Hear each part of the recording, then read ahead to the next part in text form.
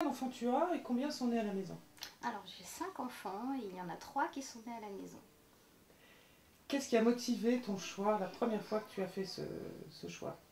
Alors la première naissance, dès ma fille est née en fait.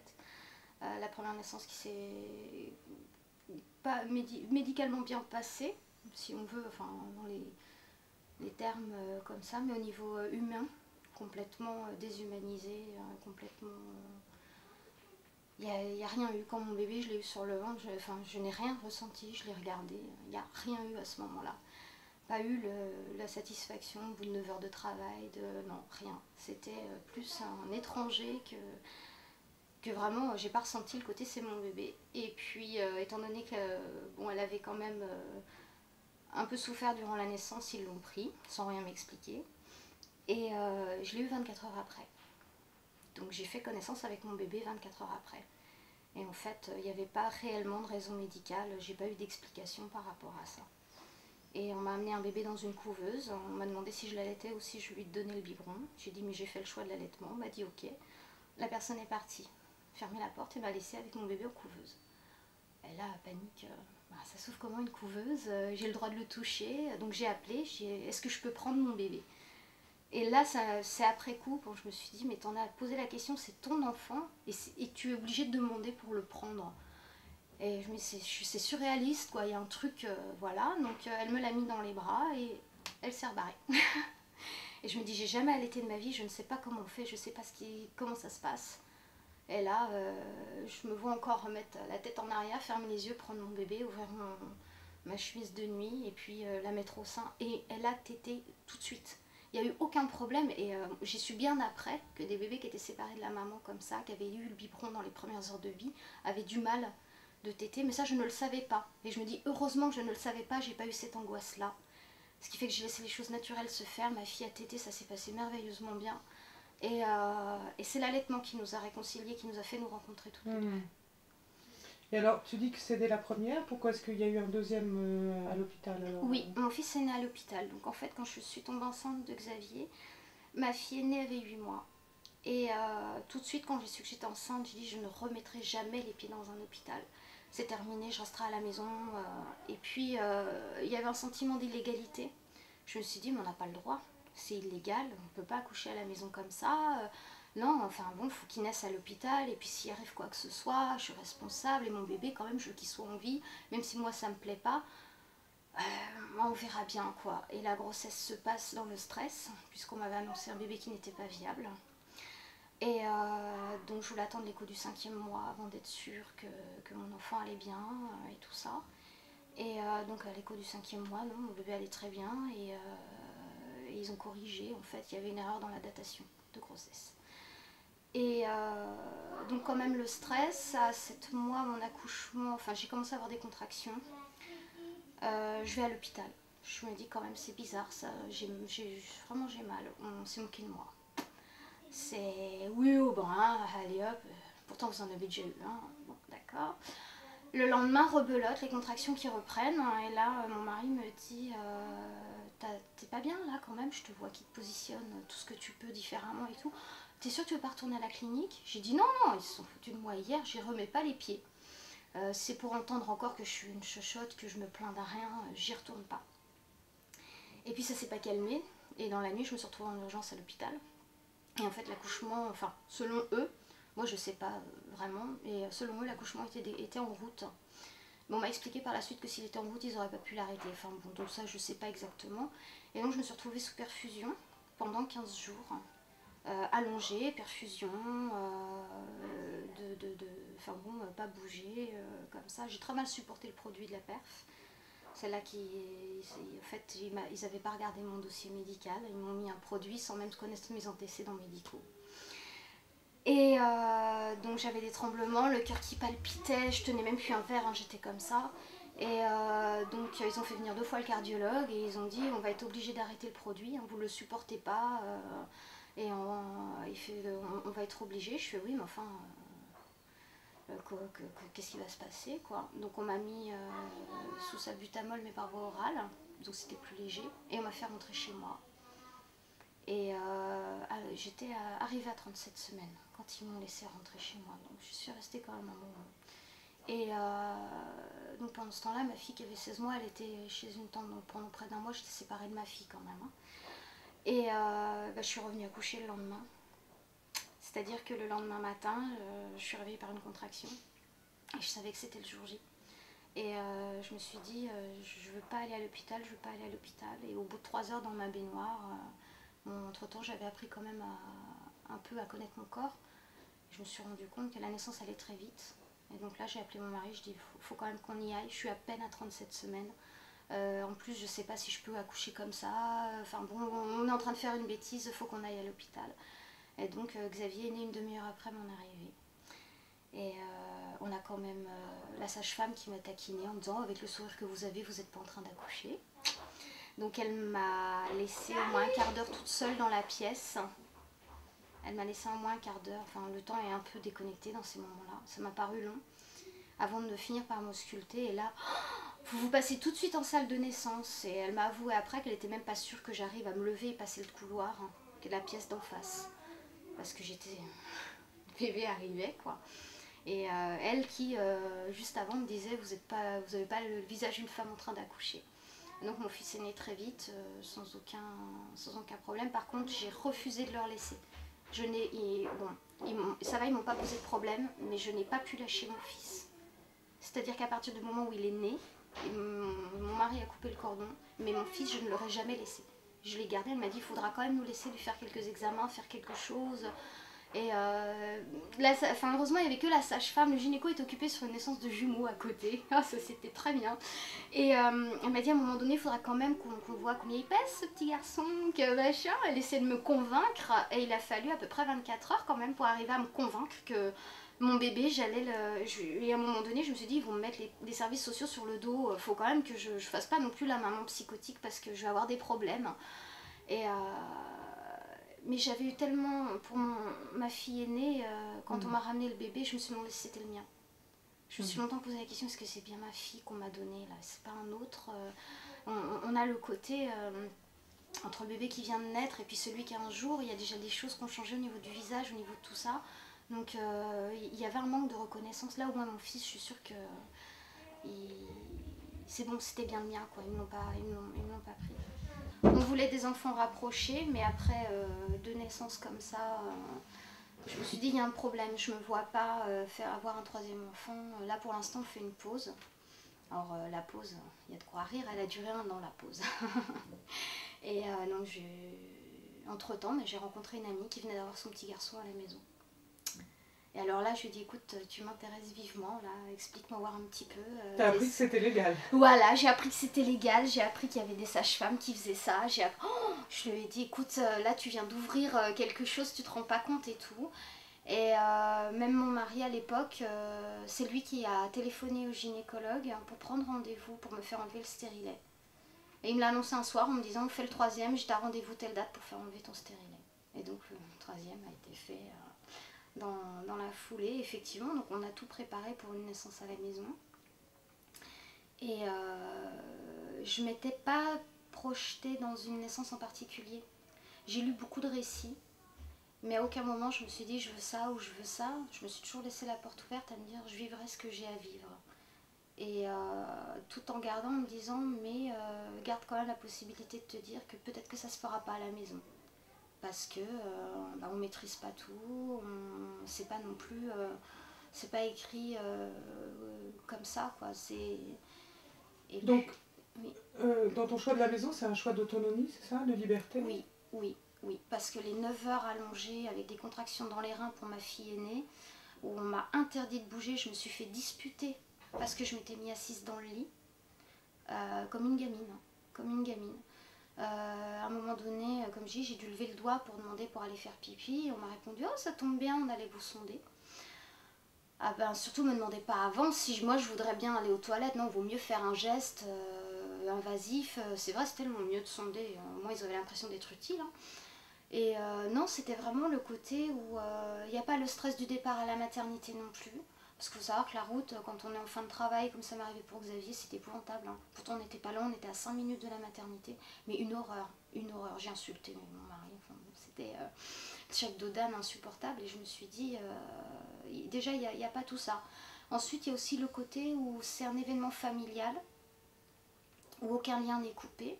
Bon, mes enfants, c'est mon ami qui avait accouché à la maison, qui les a gardés l'après-midi de la naissance d'Anaïs, parce que je ne voulais pas qu'ils soient là. Pour moi, c'était un événement intime qui se vivait entre le mari et la femme. Les enfants n'avaient pas spécialement leur place dans ce moment-là. Après, oui, puisque juste après, je lui ai demandé d'aller les chercher. Donc, ils ont fait connaissance avec leur sœur une demi-heure, 1 heure après sa naissance, quoi. Donc, voilà. Et tu étais accompagnée par une sage-femme? Oui, oui, j'étais accompagnée par une sage-femme. Et par contre, contrairement à ce que je pensais, ce que j'avais lu dans certains récits, j'avais pas tellement de lien particulier avec elle. Disons que j'avais encore l'optique du lien patient-médecin, comme c'est à l'hôpital.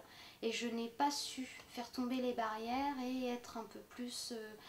Puis cette naissance, on ne l'avait pas tant préparée que ça avec elle. Moi, avec mon mari, oui, mais avec elle, non. Et j'avais accouché déjà 2 fois à 8 mois, en fait, donc à 37 semaines. Et je lui ai dit, bon, donc apparemment, j'accouche à 37 semaines. Et elle me dit, ouh là là, non, non, non, de toute façon, tu vas être zen, tu es à la maison, le bébé naîtra à terme. Et je me suis dit, oui, ça me plairait bien, ça, d'aller jusqu'au bout, pas avoir peur de la prématurité, tout ça. Et puis ma fille, elle est née à 37 semaines. On n'avait pas fait de rendez-vous à la maison, elle n'était jamais venue chez moi. Et c'était d'un coup, je l'ai appelée, je suis en train d'accoucher. Bon! Et c'est à ce moment-là qu'elle m'a dit, mais t'as prévu ça comment? Et je lui ai dit, bah, rien de spécial. Donc c'est la surprise. Donc j'ai dit, je veux un matelas quand même. J'avais une grande salle de bain de 16 mètres carrés. Donc j'ai dit, je voudrais un matelas dans ma salle de bain.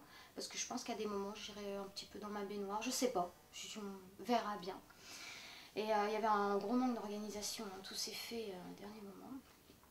Et j'ai eu un truc quand même. La 3e naissance, j'ai refait la naissance de ma première fille. Contraction dans les reins, vraiment le même nombre d'heures. Elles sont nées à 20 minutes d'écart au niveau horaire. Ça a été, j'ai refait cette naissance-là et je pense que psychologiquement j'en avais besoin. Un côté réparateur, même si chaque histoire est différente, mais je pense qu'il y a eu un côté réparateur. J'avais besoin d'aller jusqu'au bout et de me dire que cette fameuse péridurale que j'ai demandée pour ma première, elle était complètement inutile et vraiment inutile, quoi. Alors comment tu faisais pour gérer la douleur? Qu'est-ce que tu as utilisé? Rien. Tu as parlé du bain? Alors oui, j'ai été dans l'eau un moment, donc je me suis mis naturellement en position du lotus en fait, et j'étais dans l'eau comme ça. Et par moments, je m'allongeais un peu, ou je me mettais en avant à 4 pattes aussi, ou voilà.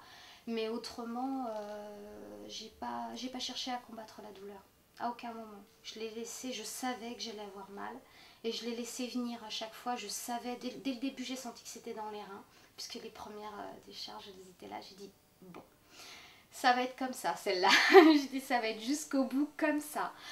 Et donc, je savais que je pourrais rien contre et que je cherchais pas non plus.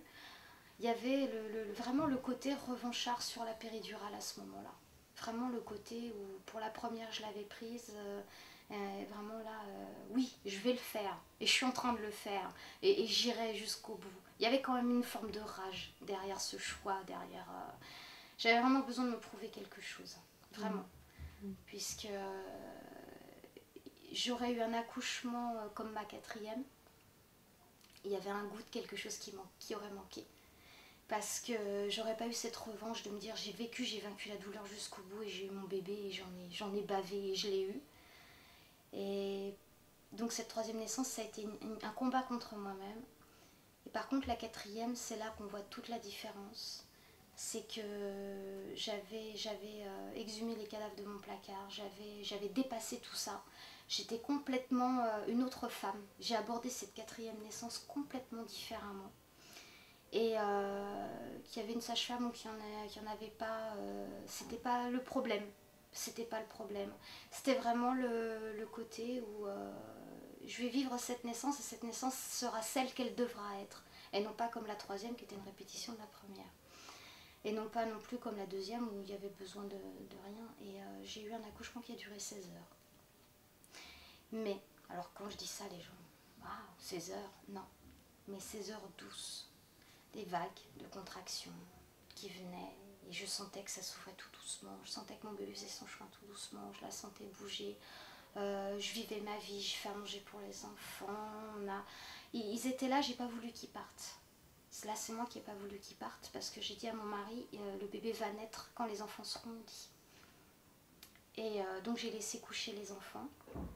Il était 8h30 à peu près. Et à ce moment-là, j'ai eu besoin de me retirer dans la salle de bain. Et là, j'avais installé une piscine à ce moment-là. J'avais vu les choses complètement autrement. Pour la troisième, je voulais pas de naissance dans l'eau. Et la quatrième, il y avait encore quelque chose à régler, je le savais par rapport à cette fameuse eau. Et donc, je me suis remis dans l'eau. Alors, je pensais y faire une partie du travail, mais pas que le bébé il naisse réellement. Et en fait, je me suis pas rendu compte, c'est que je m'y suis mise pour la naissance à ce moment-là. Et à un moment donné, je me dis, oh, ça va durer encore un moment. Les enfants, ça faisait une demi-heure qu'ils étaient au lit. Là, je me tourne vers mon mari et je fais, je sens que cette naissance va durer encore un moment. Et à ce moment-là, mais vraiment des contractions, c'est mon bébé qui poussait pour sortir, quoi. Je dis, ah non, mais j'étais pas tordue de douleur, non, j'étais tellement dans le côté, mon bébé fait son chemin, on le fait ensemble, tout ça. Et d'un coup, j'ai d'abord eu la poche des os dans ma main, puisque j'avais pas rompu.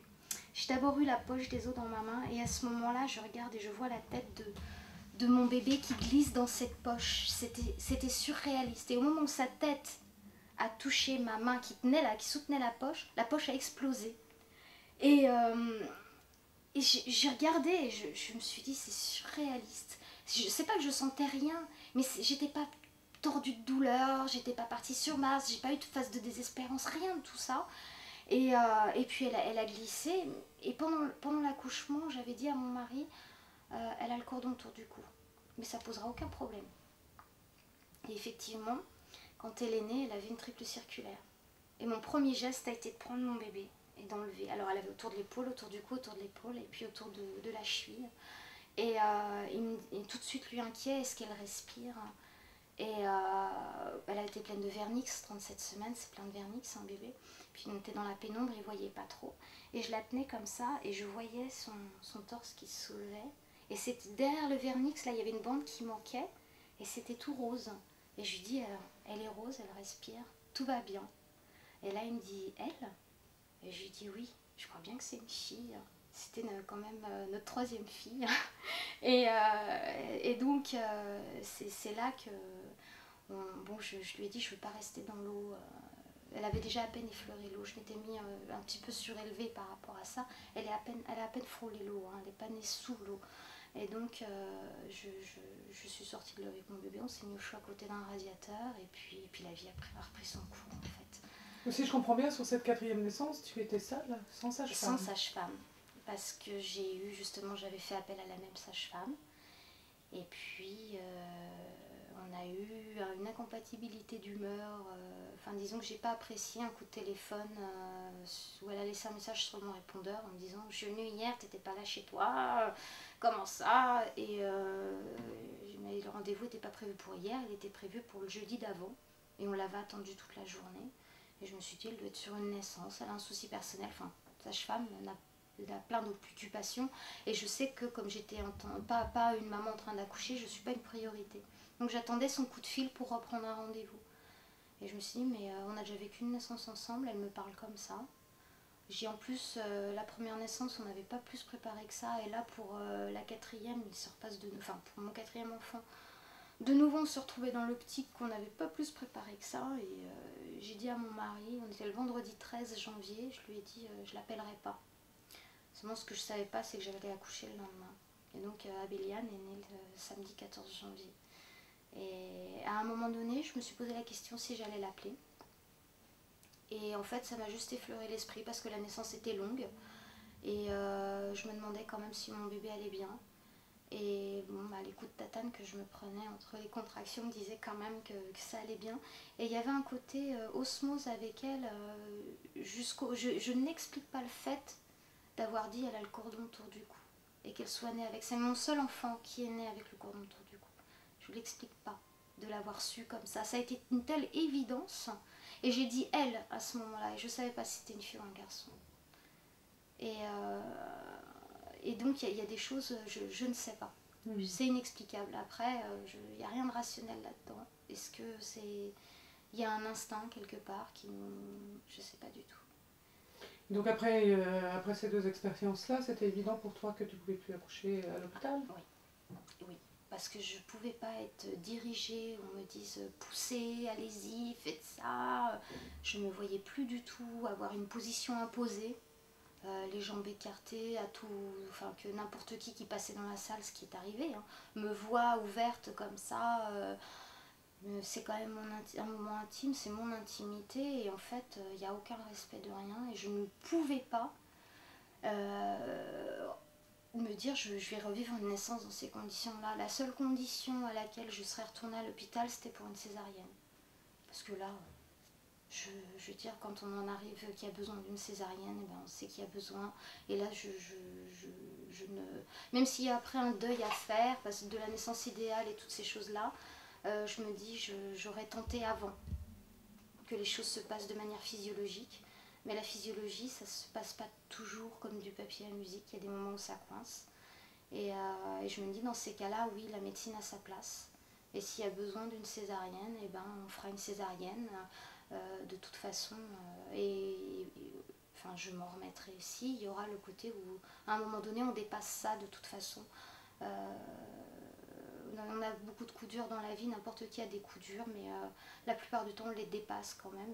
Là c'est une naissance idéale qui n'est pas réalisée, c'est pas non plus un décès, c'est pas non plus... Donc on a quand même, je pense qu'en tant que maman on a quand même une force en nous, même si j'ai pas été confrontée à la césarienne, mais je savais que j'avais la force en moi pour me dire que j'aurais tout fait comme je l'espérais. Ça ne s'est pas passé comme je l'espérais, mais au bout moi ce que je veux c'est mon bébé.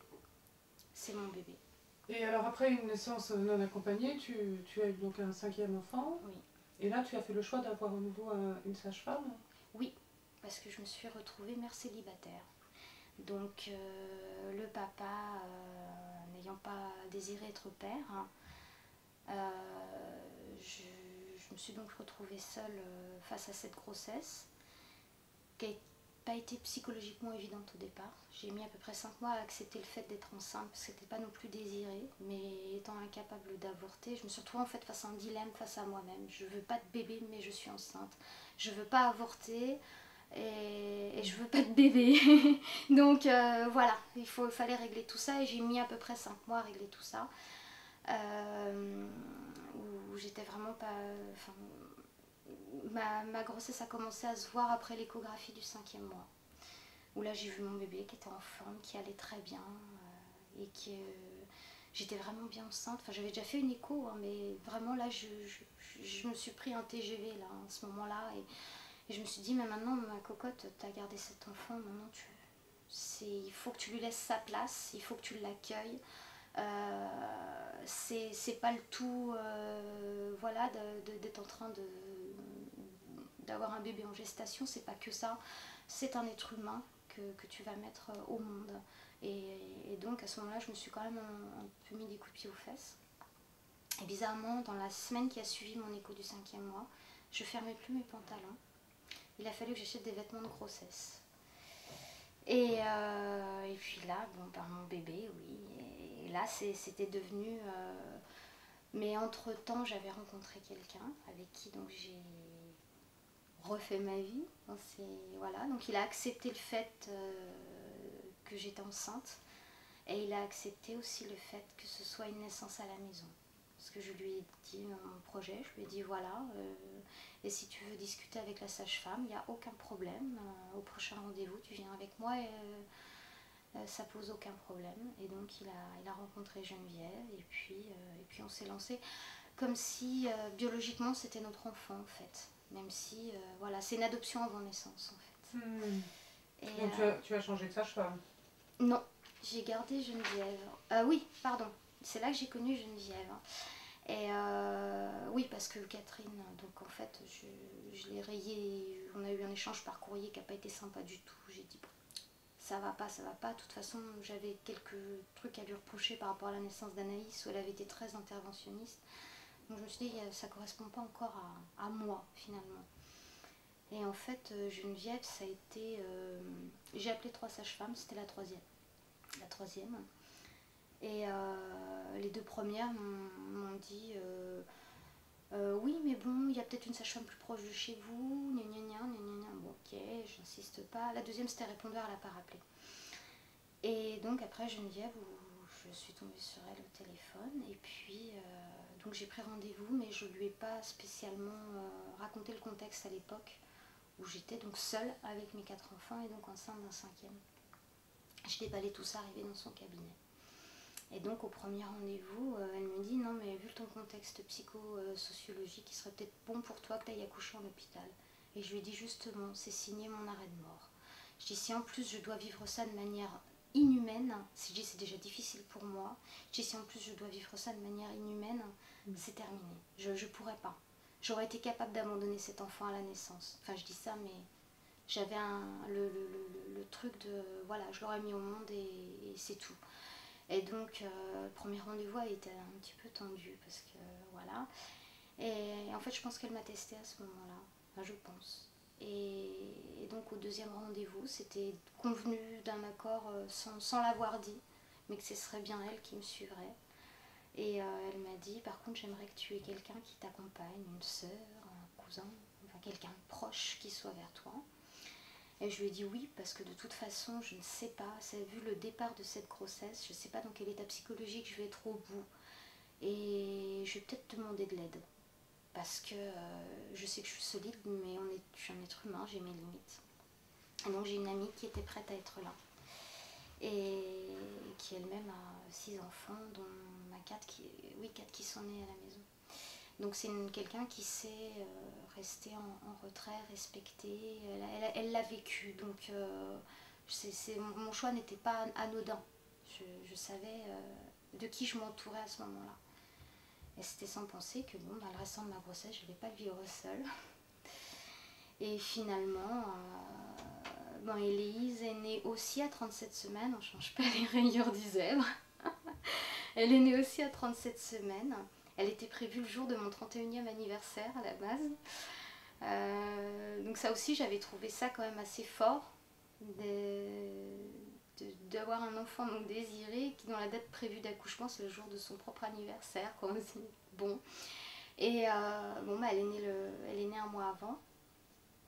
Et ça a été une naissance très longue. Ça a duré 24 heures.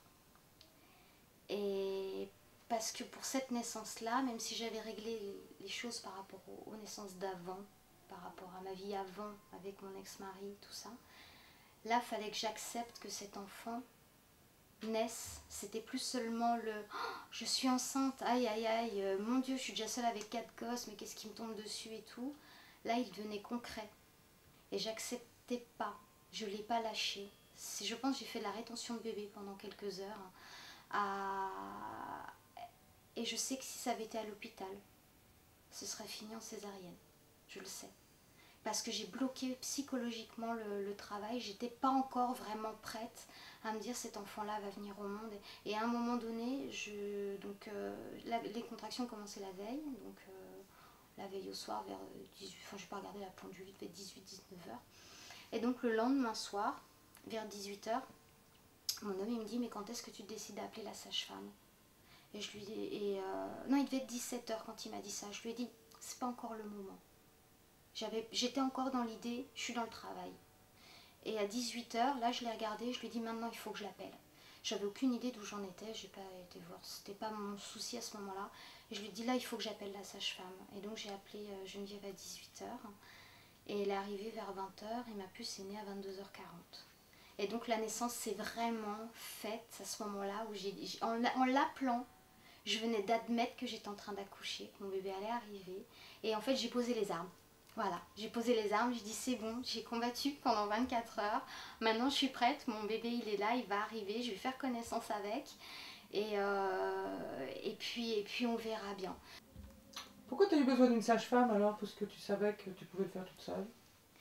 Parce qu'entre le faire toute seule accompagnée avec son mari, d'accord. Et le faire seul, même avec une copine, c'est pas pareil. Là, mon mari et moi, on a accompagné un autre enfant tous les deux. Et là, en fait, c'était aussi une histoire de femme. C'était aussi le côté non. Et en fait, je me suis rendu compte aussi que la naissance sans sage-femme d'Abéliane, c'était aussi un choix par défaut.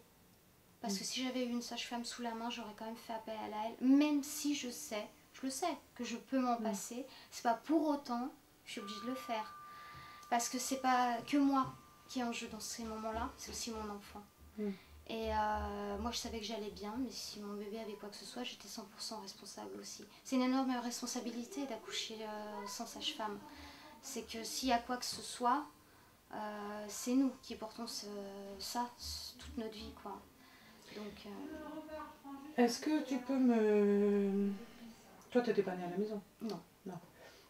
Ton mari non plus? Enfin, c'est pas quelque chose qui fait partie de l'histoire familiale? Pas de ma génération, mais avant, oui. Oui. Oui, j'ai appris que ma grand-mère avait accouché de son 3e enfant à la maison. Et comment? Parce que justement, elle n'avait pas aimé l'hôpital. Mais elle me l'a dit qu'une fois que c'était fait. Par rapport à la famille, tu as géré ça comment? Tes parents, ils étaient au courant avant le premier accouchement à la maison ou... Alors, non, pas du tout. Mais bon, enfin, parenthèse, je ne vois plus mes parents depuis une 15aine d'années. Donc, voilà, j'ai pas eu de problème de ce côté-là. Par contre, non, je ne l'ai pas caché. Quand on me demandait, t'as quoi comme enfin, déjà, ils pensaient tous que je faisais un suivi classique. Quand je commençais à parler de sage-femme, ils m'ont dit, ah bon, tu revois pas ton gynéco? Non, je fais autrement. Et puis comme j'avais déjà fait beaucoup de choses autrement, puisqu'ils m'ont vu arriver avec mon premier bébé en écharpe, bon, déjà un allaitement quand même long pour eux, qui est horriblement long. Là que je leur sors aussi les couches lavables, mais encore les couches lavables c'était assez familial, quoi. Mais donc déjà ils savaient déjà que j'avais enfin bon, que je faisais un peu mon chemin sans leur demander leur avis, en fait. T'étais déterminée? Oui, et le fait d'être déterminée, ils n'ont jamais osé me dire quoi que ce soit. Dans quelle posture précisément tu étais au moment de l'expulsion de tes enfants? Alors pour Anaïs, justement, la sage-femme m'a dit de me mettre sur le côté gauche, quelque chose qui était épouvantable, j'avais les contractions dans les reins. Mais j'ai pas eu le temps de dire ouf, que la tête est sortie, Anaïs est sortie, donc j'étais comme ça, et franchement, bon, j'étais semi-assise sur le côté gauche, enfin un truc un peu bizarroïde. Bon, par contre, à Béliane, naturellement, j'ai été à genoux, mais en asymétrique. J'étais pas à genoux, j'avais une jambe relevée, c'était vraiment la posture asymétrique. Et Héloïse, j'ai repris naturellement la même position, en fait. J'étais à genoux, et d'un coup, quand j'ai senti qu'elle arrivait, automatiquement, j'ai un peu écarté, j'ai attrapé mon bébé comme ça. Est-ce que tu as le sentiment que les heures et les jours qui ont suivi la naissance étaient très différents ou pas de ce que tu as vécu à l'hôpital? Oui, ça n'a rien à voir. Là, je dirais que à l'hôpital, on a l'impression de partir pour un voyage. On prépare une valise, on prépare carrément presque un déménagement. Et puis on revient avec quelqu'un en plus. Que là, la naissance à la maison, ça s'inscrit dans le quotidien. Quelque chose de naturel. Quelque chose de... Voilà, le matin, les enfants se sont levés. Venez voir, votre petite sœur, elle est née. Et de découvrir, alors c'était encore en hiver, donc le soleil se levait tard. Et de découvrir aux aurores le soleil en train de se lever, de découvrir leur petite sœur, ça avait un côté normal. Enfin, le quotidien a repris son cours comme ça, que par contre, quand je suis revenue de la maternité à chaque fois pour mes aînés, il y avait une cassure et je ne retrouvais pas mes marques. Et ça, ah oui, parce que pendant une semaine, j'avais pris mes marques à l'hôpital, et là, je devais les reprendre à la maison. En plus, pas le même rythme de sommeil, parce qu'à l'hôpital, je ne fermais pas l'œil de la nuit, c'était épouvantable, j'étais crevée. Et puis bon, là j'arrive à la maison, je me rends compte que laisser un homme seul une semaine, c'est une semaine de vaisselle assurée. Hein, et donc là d'un coup, je me retrouve avec une maison qui était dans un bazar épouvantable et tout faire au moment de revenir de la maternité, qu'on n'a pas ses marques, parce qu'on n'a pas encore vécu cette vie à la maison avec le bébé. Tandis que là, la naissance à la maison, la veille, la vaisselle avait été faite, le lendemain... il y a juste celle du midi, du soir. Il n'y a rien eu qui est resté en souffrance. Les aînés n'ont été coupés de rien. Ils étaient dans leur lit, ils se sont levés le matin, le bébé était là. Oui, c'est complètement... Ça change parce qu'il y a un enfant de plus. Et c'est un nouveau-né qui attire toutes les attentions, forcément, la curiosité. Puis alors on est dans une fusion à ce moment-là qui Moi, le premier mois, je finis la gestation de mon enfant. Il a pas fait le dernier mois in utero, donc le dernier mois, il le fait. C'est pire que tout. Mais sinon, oui, c'est un quotidien qui suit son cours, en fait. Il n'y a pas de cassure. C'est une continuité dans la vie de la famille. Qu'est-ce que tu dirais que ces expériences t'ont apporté? La force. Une force. Je me suis découvert moi-même. Je pensais pas... on doute toujours de soi. Est-ce que je pourrais mettre mon enfant au monde? Est-ce que je pourrais faire ça? Est-ce que je supporterais la douleur? Est-ce que... Puis là, on se rend compte que oui. Et que finalement, c'est pas nous qui doutions de nous, mais c'est les autres. Qui nous font douter de nous. Que c'est le message qui nous est sans arrêt répercuté par le gynéco qui viendra nous sauver si jamais ça se passe mal. Forcément, il faut forcément une sage-femme pour que l'enfant y naisse, parce que si elle n'est pas là pour lui tourner la tête, je ne sais quoi, le bébé ne sort pas. Et là, on se rend compte que tout ça, non, rien du tout en fait. On le fait, on peut le faire soi-même. Et en tant que femme aussi, moi, les suites de couches pour ma première, eh bien, ça a été 6 mois d'abstinence au sein du couple. Très difficile à vivre pour le mari. Moi, je me posais pas la question. À cause d'une épisio. J'avais énormément peur d'avoir mal. J'avais mal de toute façon, donc bon, il y avait peut-être une part de psychologique, mais il y avait une part de réel aussi. Et alors que là, même de ce côté-là, la vie a su, bon, pas non plus le lendemain, ni le surlendemain, mais je veux dire, la vie a repris son cours. Normalement, il n'y a pas eu... voilà, il n'y a pas eu même la cassure au sein du couple, il n'y a pas eu de cassure à ce niveau-là non plus. Mais là, la naissance à la maison, pour le lien père-enfant, mère-enfant, ça apporte une force énorme par rapport à une naissance à l'hôpital où finalement ils nous dépossèdent de tout. Puisque c'est eux qui vont laver le bébé, c'est eux qui vont faire ci, c'est eux qui vont faire ça. Puis nous, on assiste comme si on regardait la télé, on assiste, ils font, hein, oui, voilà, on pourrait presque discuter du dernier match de foot. En attendant qu'ils fassent tout, quoi. Tandis que là, non, on prend notre place de parent, vraiment. Et moi, ça m'a aidé à retrouver une place de maman et à ne pas douter non plus de mes capacités d'être mère et de mes capacités maternelles, ce dont j'ai douté pour ma première. Est-ce que tu penses que c'est quelque chose aussi qui soude ou renforce le couple quand c'est vécu Alors, donc nous, il s'est passé quelque chose de particulier, c'est qu'on s'est séparés quand ma quatrième avait 9 mois. Et en fait, je pense qu'un couple qui est déjà proche, ça le soude, ça crée vraiment, ça met quelque chose de fort entre eux.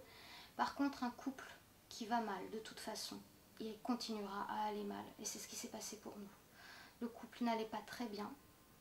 Et donc 9 mois après, il y a quand même eu séparation, malgré le fait qu'on ait eu une naissance que tous les deux. En intimité, ça reste un très beau souvenir à tous les deux. Hein. Attention, ça reste quelque chose... de vraiment particulier et quand on raconte, bon, ma fille connaît son histoire et forcément c'est le petit côté, c'est son histoire à elle, quoi. Mais d'un autre côté, pour avoir vécu une 5e naissance avec un homme en plus qui n'était pas le père, et nous ça a cimenté quelque chose de très fort sur un couple tout jeune où on était encore... on ne se posait pas la question des sentiments, hein, mais je veux dire, ça a été un événement tellement fort dès le départ, en fait. Bon, après, ça continue pas aussi fort. Hein, mais là, quand je lui ai dit, il y a un pique-nique avec Geneviève, petite larme de mon homme, il fait, nous a tellement apporté, ce serait bien qu'on la revoie. Ça a été tellement... voilà. Quel mot tu utiliserais pour qualifier cette expérience? Un épanouissement. Oui, un épanouissement. Est-ce que tu penses que tu as un lien qui est différent avec tes enfants nés à la maison et ceux nés à l'hôpital? Alors au jour d'aujourd'hui, non. Mes enfants, c'est mes enfants. Mais le lien que j'ai eu avec ma fille aînée, oui, a été très difficile pendant longtemps. Et justement, ça a été mieux à la naissance de mon troisième à la maison. Et pendant longtemps, j'avais eu... disons que j'aurais connu l'association Maman Blues à l'époque, j'aurais fait appel à eux. Parce que j'ai eu un baby blues qui a duré quand même pendant plus de 6 mois. C'était plus un baby blues, c'était une dépression. Hein. Et j'ai vraiment eu du mal, j'étais mécanique avec elle. J'avais du mal de la regarder dans les yeux, j'avais du mal de lier vraiment un lien. Et ça m'a fait très peur, parce que c'était un choix d'avoir un deuxième enfant rapproché. Mais évidemment, là se pose la question, si tu refais la même chose, arrête de faire des enfants, quoi. Il faut déjà que tu règles tes problèmes avant de vouloir en avoir. Et puis en fait, non, ça a été complètement différent dès le départ. Voilà, quoi. Donc en fait, oui, au départ, avec ma fille née à l'hôpital, pas mon fils. Mon fils a été comme pour le lien tellement fort dès le début, comme dans un accouchement à domicile. Mais le fait d'avoir vraiment été mère louve dès le départ, j'avais tellement peur en fait, je ne l'ai pas lâché parce que j'avais peur qu'on me le prenne. Et c'était vraiment, j'avais besoin de sentir son odeur, c'était animal, j'avais besoin de sentir son odeur, de mettre le nez dans son cou, de le toucher, de sentir sa petite chaleur contre moi, tout ça. Et avec lui, non, ça a été immédiat, un amour fou immédiat. Et et donc en fait, je pense que c'est surtout les conditions de naissance, plus que le lieu, qui fait la relation à l'enfant. Et est-ce que tu dirais que tu vois une différence aussi au niveau du tempérament de tes enfants? Le fait de ne pas avoir été séparé de toi, est-ce que tu penses que ça joue sur une anxiété? On dit souvent que les enfants nés à la maison sont plus tranquilles, plus sereins. Ça, c'est quelque chose. Mes 5 enfants ont été très tranquilles. Sauf mon fils. Mais moi, je pense que c'est pas tant... Lui, il a dû être opéré 2 fois d'une hernie inguinale, la première étranglée, la deuxième en préventif, quand il avait 1 mois et 2 mois. Et c'est à la suite de ça qu'il a été... c'est devenu un bébé aux besoins intenses. Hein. À ce moment-là, je ne dormais plus, lui non plus. Enfin bon, c'était l'horreur. Avant ça, oui, comme tous les bébés, quoi. Il pleurait, voilà. Mais je pense que c'est aussi... ma fille est née, ce qu'on appelle quand l'enfant fait ses nuits, qui n'est pas forcément les nôtres, mais elle dormait déjà jusqu'à 5h du matin, dès la maternité. Elle a toujours été un bébé très dormeur, très calme. Elle ne me demandait pas, elle ne m'épuisait pas. Et je me suis même demandé si c'était pas à cause de mon indifférence, que quelque part elle se faisait toute petite pour se faire aimer. Mais ça, je l'ai compris après. Hein.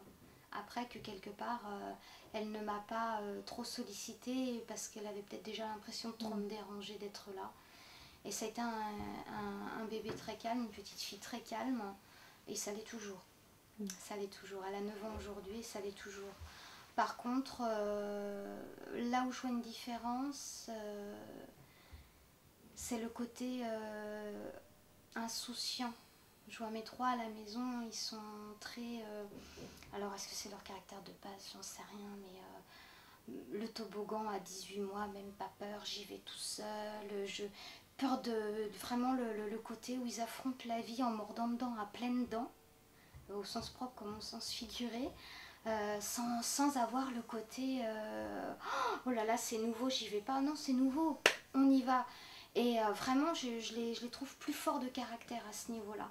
Et c'est vrai que mes deux grands, eux par contre, c'est attendons de voir, analysons, c'est pas sûr.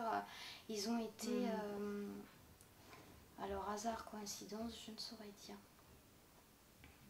S'il y avait des vraies maisons de naissance en France tenues par des sages-femmes et complètement extérieures à des hôpitaux, est-ce que c'est un choix qui te paraîtrait bien ou pas? Alors la maison de naissance, c'est quand même différent dans le sens où la femme se déplace pour aller accoucher. Elle n'est pas dans son environnement. Il y a le côté quand même maladie nosocomiale, hein, qu'on le veuille ou non, hein, chacun ramène un petit peu, c'est pas les microbes de chez soi. Et il y a le côté aussi où il faut rentrer à la maison, et dans ces cas-là, je vois pas l'utilité dans ces cas-là d'une maison de naissance à ce moment-là. Autant aller, si peut-être au niveau de la liberté, dans ces moments-là, il faudrait que les maternités se libèrent et proposent ça tout simplement. Voilà, avec la possibilité de rentrer au bout de 2 heures chez soi. Enfin, tant qu'à faire, hein, tant qu'à faire une structure spéciale, autant que les maternités se libèrent et arrêtent de nous ligoter sur un lit pour nous faire accoucher. Et ça deviendra, ça reviendra physiologique. Et qu'on puisse y accoucher avec sa sage-femme. Oui, oui, oui. Parce que c'est pareil, la maison de naissance, comment ça se passe? Est-ce qu'elles sont plusieurs sages-femmes? Est-ce que c'est vraiment celle qui nous a suivis qui sera là le jour J? Parce qu'il y a quand même quelque chose d'être suivi par la même personne et tout vivre de A à Z, c'est quand même quelque chose de bien particulier. On est dans l'inconnu à aucun moment. Enfin si, face à la naissance, on ne sait pas comment elle va se dérouler, mais je veux dire, on est dans l'inconnu, on n'a que des personnes avec qui on a des liens du début à la fin, quoi. Oui, justement, je voulais te demander qu'est-ce qui te paraît essentiel pour que ça se passe bien à la maison. C'est la relation avec la sage-femme? Relation avec la sage-femme, primordiale, honnêtement. C'est primordial. D'avoir quand même un minimum bien discuté avec elle de comment ça se passe en général, même si on a lu des récits de naissance. Mais avoir la parole de la professionnelle. Lui demander ses limites. Pas se retrouver avec la surprise du « Ah, tu as perdu un peu de sang, je te transfère hein ». Parce que ça peut arriver aussi, il y en a certaines qui ont des limites les unes par rapport aux autres qui ne sont pas les mêmes. Donc bien définir les limites et dans quelles conditions tu te dis je vais peut-être être transférée, etc. Est-ce que lui poser la question si en cas de transfert elle continue à être là ou alors elle repart, elle nous laisse entre les mains des personnes présentes. Et ensuite, la présence du mari, tout dépend comment fonctionne le couple. Mais il faut que l'homme soit là et que ce soit son choix.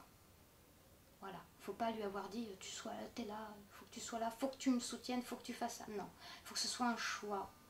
Et à ce moment-là, si lui a dit je veux pas, je peux pas, pas envie, ou peu importe sa raison, il ne sera pas là. Dans ces cas-là, si nous on ressent vraiment le besoin d'avoir quelqu'un en plus de la sage-femme, pourquoi pas une doula, une amie, ou peu importe qui, avec qui on sent vraiment des affinités et qu'on sait qu'il nous laissera vivre la naissance de manière à ce qu'on puisse garder son cocon, etc., à respecter tout, et voilà quoi. Tu l'aurais fait quand même si ton conjoint avait eu très peur, avait été contre? Alors, si mon conjoint avait été très contre et qu'il avait eu très peur, à ce moment-là, j'aurais envisagé un plateau technique. S'il voulait être là, attention, s'il voulait être là, mais qu'il avait très peur d'une naissance à la maison, j'aurais envisagé un plateau technique. Et par contre, s'il désirait pas être là, mais qu'il avait peur, là, je lui aurais dit, écoute, c'est mon histoire. Désolée, là, il n'y a plus... Là, c'est mon histoire, c'est moi, donc je vivrai comme je l'ai décidé. Mais là, pour mon 5e enfant, j'ai dit à mon conjoint, je lui ai dit, si tu ne le sens pas, je t'oblige à rien du tout. Si tu ne le sens pas, on peut très bien envisager d'aller à tel endroit et puis rentrer à la maison après. Et en fait, il a été partant pour l'accouchement à la maison, tout de suite. Qu'est-ce que tu donnerais comme conseil à une future maman qui n'a pas envie d'accoucher à l'hôpital et qui se pose des questions? De vraiment se projeter sur ce qu'elle attend d'une naissance, sur ce qu'elle pense, comment les choses se déroulent. Parce que moi je suis arrivée pour une première naissance, je ne pensais pas que les gens étaient si interventionnistes. Je ne savais pas. Je ne pensais pas qu'on m'ausculterait toutes les heures, je ne pensais pas non plus que je serais livrée à moi-même durant toutes ces heures-là. J'ai eu une visite par heure, mais entre-temps personne, rien, aucun accompagnement. Et justement qu'elle se pose la question de comment elle a envie d'être accompagnée, comment elle a envie de... Est-ce qu'elle se voit plutôt bouger? Est-ce qu'elle se voit... Il faut vraiment qu'elle se projette dans cette naissance et qu'elle se pose la question. Moi je ne me la suis pas posée, je m'en suis remis entièrement au corps médical. Et parce que j'y croyais pas. Ça me paraissait surréaliste ce qui m'arrivait. Je me suis dit ça n'est pas possible, c'est pas comme ça qu'ils naissent nos bébés. Pourtant j'avais fait les cours de préparation à l'accouchement, mais le discours de la sage-femme était bien différent. Mais j'ai pris rendez-vous avec cette sage-femme en même temps que mon gynéco quand j'étais enceinte de mon 4e enfant. Donc j'en avais déjà un qui était né à la maison. Et j'ai pris rendez-vous avec elle. Elle m'a demandé, mais pourtant, enfin, elle pensait que j'étais une patiente puisque j'étais enceinte. Et je lui ai dit non, je lui ai dit écoutez, je viens vous voir parce qu'en fait, il y a quelque chose qui me gêne beaucoup dans vos cours de préparation à la naissance. C'est que vous nous vendez un accouchement physiologique et respectueux et que c'est pas ce qui se passe dans la réalité. Et là, s'en est suivi une heure de discussion très tendue. Et elle m'a dit oui, mais c'est vrai, en fait, je parle par rapport à moi, comment je vis la naissance, j'ai accouché comme ça. Je dis oui, mais c'est pas comme ça que ça se passe, là, dans vos murs. Je dis vous vendez quelque chose que vous n'avez pas. Et je dis vous avez parlé de périambulatoire? Il n'y a pas dans cette clinique. Il me dit oui, c'est vrai, j'en avais bénéficié parce que... Je dis mais pourquoi vous en parlez alors, s'il n'y a pas? Et donc je l'ai mis face à ces incohérences et je lui ai dit vous savez, moi je suis venue la bouche en cœur, la fleur au fusil, accoucher de ma fille. Et franchement, plus inhumain on ne fait pas quoi. J'étais un numéro de chambre, même pas, j'étais la petite dame. Oh ben ma petite dame, faites pas cette tête là. Non, bon. Et donc, en plus, comme j'ai dit, en mars 2001, c'était grève des sages-femmes. Donc, mais j'ai pu constater pour le numéro 2 que grève des sages-femmes ou pas, c'était pareil. C'était la même maison, hein. Il n'y avait pas de... pas plus de respect. Le gynéco avait fait une entrée furtive dans la salle, juste le temps de gueuler, de lancer un juron, et la sage-femme l'a mis dehors. Elle a dit bon écoutez, vous inquiétez pas, je m'en occupe. Et juste le temps de venir et de lâcher un truc, le bordel de merde, je sais plus quoi. Enfin, merci monsieur, je suis en train d'accoucher, coucou. Et donc voilà, non, un conseil à donner, c'est vraiment de se renseigner déjà sur ce qui se passe aussi dans les maternités autour, parce qu'il y en a qui sont respectueuses, ça existe. Ça existe. Et des fois, il suffit d'une sage-femme dans le service. Alors par contre, c'est pile ou face le jour J, hein. Il faut savoir ça. Mais des fois, il suffit de tomber sur la bonne personne aussi. Mais ne pas se fier non plus au logo Ami des bébés ou je ne sais quoi, ou alors parce que c'est Pithiviers que Michel Audin y a pratiqué. Il ne faut pas se fier à ça. Les années passent, les choses changent, les gens changent. C'est pas toujours les mêmes personnes d'une année à l'autre. Et donc ne pas se fier non plus à tout ce qui porte un beau nom. Il faut aller voir. Il faut aller voir et poser les questions.